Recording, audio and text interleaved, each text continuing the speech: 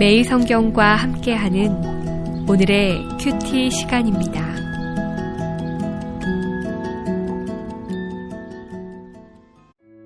(9월 1일) 오늘의 말씀은 여호수아 1장 1절에서 9절입니다. 여호와의 종 모세가 죽은 후에 여호와께서 모세의 수종자 눈의 아들 여호수아에게 말씀하여 이르시되, 내 종 모세가 죽었으니 이제 너는 이 모든 백성과 더불어 일어나 이 요단을 건너 내가 그들 곧 이스라엘 자손에게 주는 그 땅으로 가라.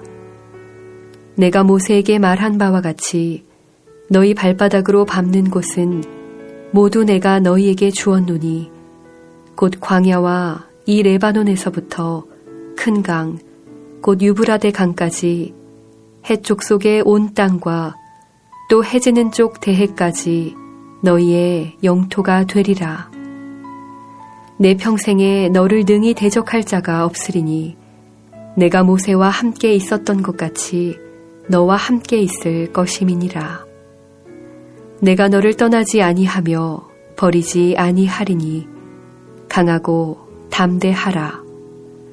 너는 내가 그들의 조상에게 맹세하여 그들에게 주리라 한 땅을 이 백성에게 차지하게 하리라. 오직 강하고 극히 담대하여 나의 종 모세가 내게 명령한 그 율법을 다 지켜 행하고 우로나 좌로나 치우치지 말라. 그리하면 어디로 가든지 형통하리니 이 율법책을 내 입에서 떠나지 말게 하며 주야로 그것을 묵상하여 그 안에 기록된 대로 다 지켜 행하라. 그리하면 내 길이 평탄하게 될 것이며 내가 형통하리라. 내가 네게 명령한 것이 아니냐. 강하고 담대하라. 두려워하지 말며 놀라지 말라. 내가 어디로 가든지 내 하나님 여호와가 너와 함께 하느니라 하시니라. 이제 에스겔을 잠시 중단하고 오늘부터 여호수아를 묵상하게 되었습니다. 여호수아는 위대한 지도자 모세가 죽음으로 시작합니다. 그는 이스라엘 민족에게는 영웅 같은 존재였습니다. 국가적 위기 상황에서 존경받는 지도자의 죽음은 백성들에게 불안한 요소입니다. 모세는 하나님의 종으로 모사되었고 여호수아는 모세의 수종자였습니다. 여호와의 종 모세가 수종자에 불과했던 여호수아에게 하나님은 여전히 이스라엘 백성들과 함께한다는 메시지를 전합니다. 사람이 아니라 하나님이심을 우리에게 알리는 내용입니다. 9월 묵상할 여호수아는 민수기 13장 16절에 호세아라는 이름이었지만 가나안 정탐 시 모세가 여호수아로 계명을 해줍니다. 그의 이름의 뜻은 주님은 구원이시다 라는 뜻으로 헬라어로 하면 예수입니다. 2절 3절의 여호수아는 모세의 죽음 이후를 시간적 배경으로 여호와께서 여호수아에게 요단을 건너라는 명령으로 시작합니다. 신명기까지는 모세의 제1세대 이야기였다면 여호수아는 제2세대 가나안 정복 이야기입니다. 요단을 건너가기만 하면 여호와께서 이스라엘에게 땅을 주시겠다는 것입니다. 이 땅은 하나님이 아브라함과 언약을 맺을 때 주시기로 한 땅이며 하나님은 조상들과 약속의 성취로 이스라엘에게 선물로 주어지는 것임을 분명히 하고 있습니다. 하나님은 약속을 지키시는 분이십니다. 4절의 이스라엘 백성이 정복해야 할 땅의 경계는 남쪽으로는 아라비아의 강야와 북쪽으로는 레바논까지, 그리고 동쪽은 유브라데스 강이며 서쪽의 경계선은 지중해까지입니다. 가나안 땅은 하나님께서 선물로 주시겠다고 약속한 땅이기는 하지만 동시에 이스라엘이 믿음으로 정복해야 할 땅입니다. 하나님께서 약속의 땅이 이스라엘 백성의 거식이 되기 위해서는 그 땅을 발바닥으로 밟아야 하고 가나안의 민족과 열심히 싸워야 합니다. 5절에 하나님은 여호수아에게 용기를 주십니다. 신명기 31장 6절 8절에 여호수아와 약속을 하십니다. 강하고 담대하라는 말은 지금의 말로 하면 용기를 가지라는 것입니다. 하나님은 여호수아에게 용기를 가지라고 하십니다. 5절에 너를 대적할 자가 없다. 하나님이 함께 하시겠다. 너를 떠나지 아니하며 버리지 않겠다고 약속하십니다.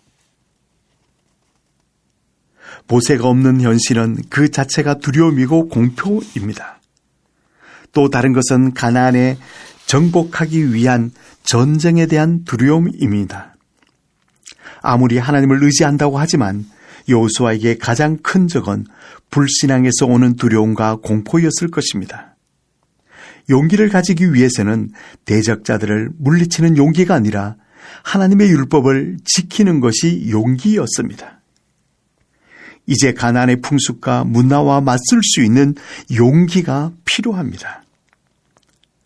용기를 가지기 위해서는 6절에 약속을 붙잡는 것이고 7절에 율법은 토라의 가르침, 즉 모세오경의 내용을 지켜 행하는 조건입니다. 가나안을 정복하는 데 가장 필요한 것은 만반의 전쟁 준비와 치밀한 작전을 짜는 것이 아닙니다. 그것은 철저한 율법에 대한 가르침을 받는 것입니다. 그래서 오늘 본문에는 행동을 요구하고 있습니다. 그것은 첫째는 하나님 말씀이 입에서 떠나지 않아야 한다고 말하고 있습니다. 둘째는 그것을 주야로 묵상해야 합니다. 셋째는 말씀을 지켜 행하는 것이었습니다. 날마다 율법을 따라 하나님이 원하는 방식으로 살 것을 주문합니다. 그렇게 살다 보면 하나님의 뜻을 알게 되고 나머지는 하나님께서 함께 해주시겠다는 것입니다. 그 결과는 평탄하게 될 것이고 형통하게 되는 것입니다. 묵상은 두려움을 이기는 비결입니다. 그것뿐만 아니라 용기를 갖게 합니다. 묵상은 성경 말씀을 되새김질하는 것입니다. 유진 피터스는 말씀을 곱씹는 것이라고 했습니다. 말씀을 곱씹으면 하나님의 뜻을 알게 됩니다. 그 발견한 뜻에 따라 순종할 때 하나님의 역사하심을 경험하게 될 것입니다. 오늘 이스라엘 백성들이 위대한 영웅이자 지도자를 잃었습니다. 앞에는 가나안의 7족속이 버티고 있는 상황입니다. 설상가상으로 하나님은 약속의 땅으로 건너가라고 명령합니다. 그들에게 필요한 것은 하나님을 의지하는 길밖에 없습니다. 오늘 우리의 상황도 다를 바 없을 것입니다. 모세가 아니라 여호와입니다. 전술과 전략이 아니라 하나님의 가르침인 율법을 기억하는 것입니다. 이것이 바로 우리가 매일 묵상하는 이유이기도 합니다. 기도하겠습니다. 거룩하신 하나님, 지도자의 죽음과 차기 지도자인 여호수아의 리더십이 교체되는 불안한 시기지만 여전히 하나님이 이스라엘 백성들과 함께 하셔서 이스라엘의 여정을 인도하시는 하나님을 찬양합니다. 오늘 우리의 인생의 여정도 함께 하시고 선한 인도하심을 구하니 성령 하나님 도와주시기를 간절히 기도합니다. 예수님의 이름으로 기도 올리옵나이다. 아멘.